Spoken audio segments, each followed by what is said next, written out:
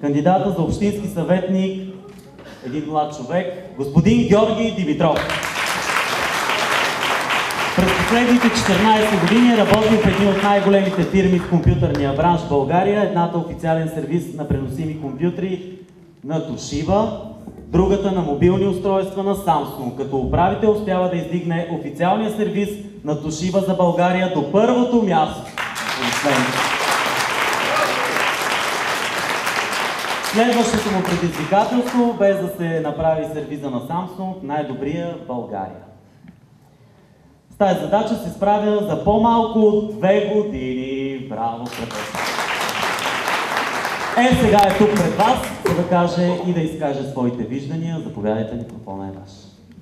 Мерси много за думата. Първо, добър вечер на всички гости. Ще започнем с малка ретроспекция от преди 4 години. Това, което виждате на слайда, това е двора на къщата ми, в която живея.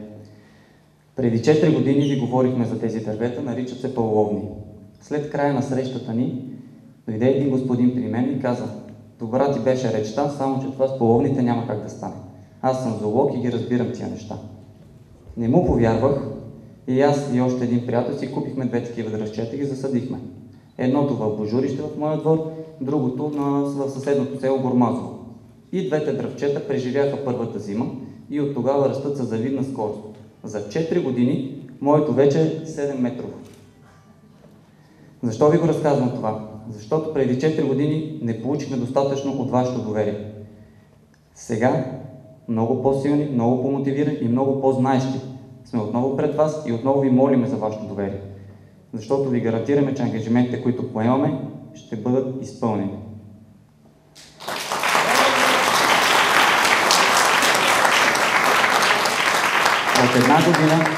От една година съм общински съветник и през тази 1 година имах възможността да се уверя с очите си по какъв начин се управлява и по какъв начин се харчи общинския бюджет.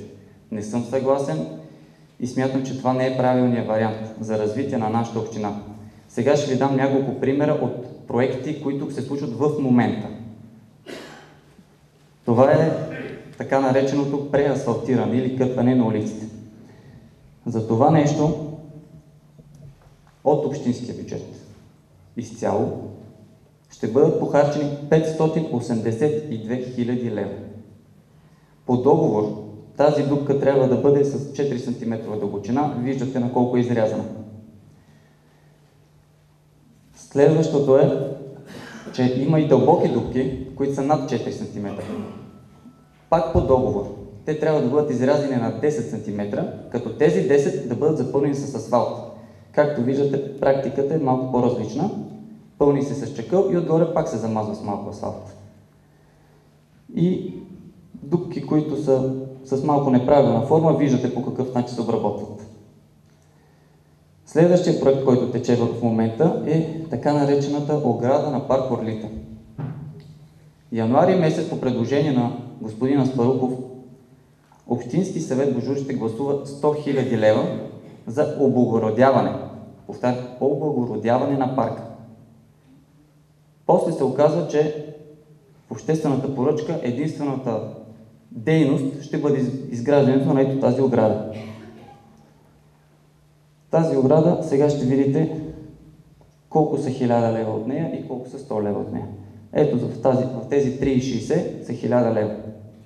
Всеки, който малко или много се е занимавал с строителство, знае цените на материалите. Ето ги 100 лева в 36 см. Така 100 000 лева буквално са потънали в парка. Сега ще ви покажем и част от обещанията, които могат да си останат, както в последните 8 години, само идеи и само на картинка. Това е така наречената многофункционална зала, която нито с европейски пари, нито с собствено финансиране е реално възможно да се случи в нашата община. Следващото творение е зарядна станция за електромобили на центъра на Божурище. Какъв приоритет може да бъде това нещо за една община, която няма нито един електромобил, а толкова много нерешени проблеми? Сега ще ви кажем какво направихме, въпреки че бяхме опозиция и въпреки че щеше да се пише на чужда сметка. но го предложихме за доброто на община Божурище, защото това бяха готови проекти, разработени от нас преди 4 години. Първия беше за така наречената енергийна ефективност на училищата и детските градини. Проектът, който беше реализиран, е за малко над 2 милиона, като вместо необходимото съфинансиране от 3%, демек 60 хиляди, нашата община плати близо 300 хиляди съфинансиране, заради неточности в проекта. Нашия проект, който предложихме, беше за 5 милиона, който включваше абсолютно целият проект от 2 милиона, плюс изграждане на фотоволтаична система върху покривите. Така училището първо щеше да се направи без никакво съфинансиране от страна на община Божурище и второ, след това щеше да генерира приходи, тъй като тези панели произвеждат зелена енергия, която се изкупува на преференциални по-високи цени. Следващия проект, който предложихме, е за така наречените улични фитнеси. Идеята беше да бъдат построени такива съоръжения с 100% безвъзмездно финансиране в град Божурище и в 5 по-големи села. Причината, заради която това не се реализира, е защото господин Аспарухов каза, че има готов проект за 100 хиляди и ако ние кандидатстваме за тези 50, ще изпуснем 100-те. В крайна сметка и 150-те ги изпуснахме. Уличното осветление. Няколко пъти предлагаме да бъде подменена цялата мрежа с енергоспестяващи. Резултат е 5 пъти намаление на сметката за ток, която плаща общината. Към момента това са 80 хиляди лева на година. Демек 64 хиляди лева ще да бъдат спестени. Пак с 100% европейско финансиране, без нито един лев разход от страна на община Божурище.